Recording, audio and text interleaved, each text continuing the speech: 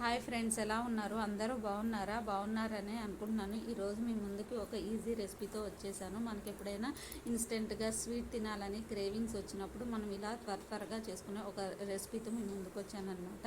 ఇంకా వీడియోలోకి వెళ్ళిపోతే ముందుగా ఒక కాచి చల్లార్చిన పాలు తీసుకొని అందులో 2 నుండి 3 స్పూన్ల కస్టర్డ్ పౌడర్ని బాగా కలిపి పెట్టుకోవాలి. ఆ తర్వాత డ్రై ఫ్రూట్స్ని సన్నగా కట్ చేసుకోవాలి. ఇక్కడ నేను ఏంటంటే పచ్చివే కట్ చేసినాను, కానీ ఛాన్స్ ఉంటే కనుక నెయ్యిలో ఫ్రై చేసుకొని కోసుకుంటే ఇంకా చాలా బాగుంటుంది అనమాట. నాకు ఆ రోజు టైం లేక నేను ఇలా పచ్చివే కోసేసాను అనమాట. పిస్తా, జీడిపప్పు సన్నగా కోసి పెట్టుకున్నాను. మీకు ఛాన్స్ ఉంటే పిస్తా అవి కూడా వేసుకోండి. నా దగ్గర పిస్తా లేవు, అందుకని నేను వేసుకోలేదు.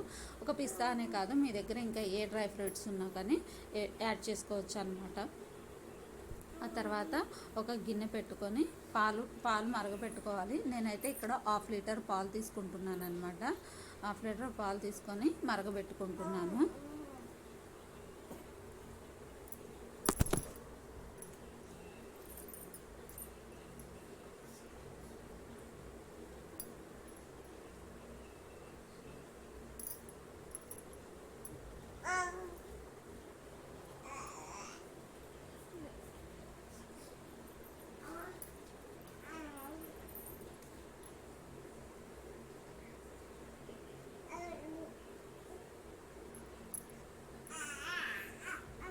ఇలా ఒక పొంగొచ్చి మరుగుతున్న టైంలో కొంచెము ఇలాచీ పౌడర్ అనేటువంటిది కలుపుకోవాలి. ఇలాచీ పౌడర్ కలుపుకుంటే ఏంటంటే ఆ స్వీట్నెస్కి ఆ ఫ్లేవర్ అనేటువంటిది చాలా బాగుంటుందన్నమాట.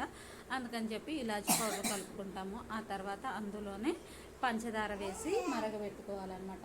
పంచదార ఇంత అని చెప్పలేము, ఎందుకంటే కొంతమంది స్వీట్ ఎక్కువ తింటారు, కొంతమంది తక్కువ తింటారు. సో స్వీట్ ఎక్కువ తినే వాళ్ళు ఉంటే ఎక్కువ వేసుకోండి, నార్మల్గా తినేవాళ్ళు ఉంటే తక్కువ వేసుకోండి. అలా మీరు తినేదాన్ని బట్టి వేసుకొని మరగబెట్టుకోవాలి.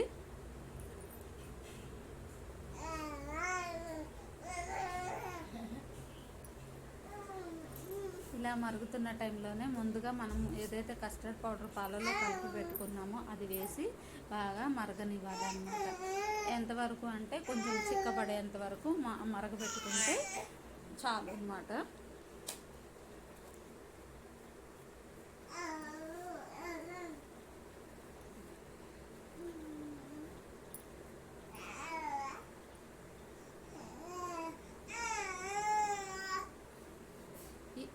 వీడియోలో చూపిస్తున్నట్టు ఇట్లా చిక్కబడేంత వరకు మరగబెట్టుకుంటే సరిపోతుంది అనమాట. ఇంకా దీన్ని స్టవ్ ఆపేసేసి చల్లారటానికి పక్కన పెట్టుకోవాలన్నమాట.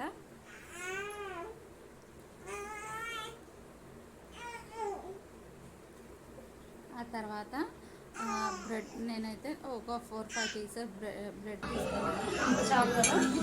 సైడ్స్ ఉన్నటువంటి బ్రౌన్ ఏదైతే ఉందో అది కట్ చేసేసుకొని ఇట్లా ఒక బ్రెడ్ని 4 పీసెస్గా కట్ చేసి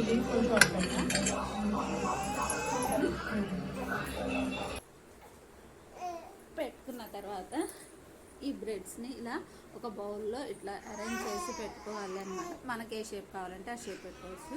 ఇలా అరేంజ్ చేసేసుకున్న తర్వాత మనం ఏదైతే పాలు చల్లార్చుకున్నామో ఆ పాలని దీని మీద కోటింగ్గా వేయాలి.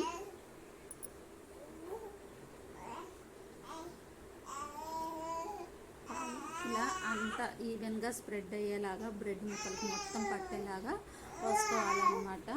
పోసుకున్న తర్వాత అలా వేసుకున్న తర్వాత మళ్ళీ ఇంకో లేయర్ బ్రెడ్ ముక్కలు పెట్టుకొని ఇలా మొత్తం మనం కాగబెట్టుకున్న పాలన్నటువంటి పోసేసుకొని పైన మనం ఏవైతే డ్రై ఫ్రూట్స్ కోసి పెట్టుకున్నామో ఆ డ్రై ఫ్రూట్స్ని పైన గార్నిష్గా వేసేసుకుని వాటిని కొద్దిసేపు ఫ్రిడ్జ్లో పెట్టుకొని చల్లగా అయ్యాక తింటే స్వీట్ చాలా బాగుంటుందండి. ఒకసారి ట్రై చేయండి, చాలా బాగుంటుంది. నేను ఫస్ట్ టైమే చేశాను, నాకు చాలా బాగా నచ్చింది. ఇన్స్టెంట్గా ఎవరైనా బంధువులు ఇంటికి వస్తే అప్పటికప్పుడు చేయాలన్నా కూడా ఈ స్వీట్ చాలా బాగుంటుందండి.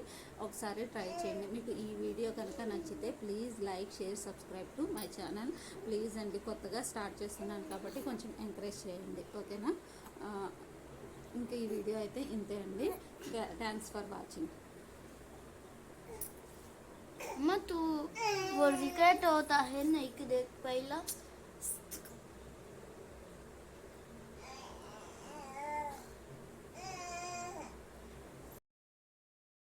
ఫ్రెండ్స్ ఈ వీడియోలో మా చిన్న బాబు వాయిసెస్ వస్తూ ఉంటాయి అన్నమాట. నేను ఎంత ట్రై చేసినా వాడు అరుస్తూనే ఉన్నాడు. ప్లీజ్ ఇగ్నోర్ చేయండి ఈ ఒక్కసారికి. ఓకేనా ఫ్రెండ్స్, థ్యాంక్ యూ, బాయ్.